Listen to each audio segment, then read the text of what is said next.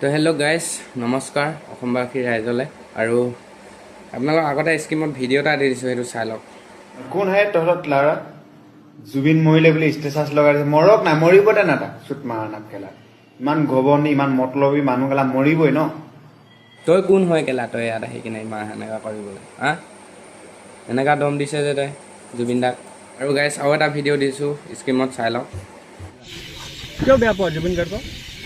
हाँ क्यों बेया पाओ तुम? हाँ क्यों बेया पाओ तुम? নাই এনে বেয়া পাওঁ गाली क्यों दिखिला?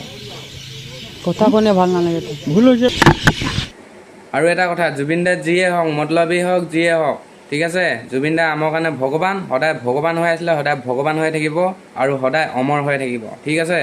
আৰু তই এনেকুৱা কথা নকবি, নেক্সট বাৰ নকবি তই এনেকুৱা কথা ঠিক আছে। মই অৰুণাচলৰ পোৱালি হয়, আহি যাবি।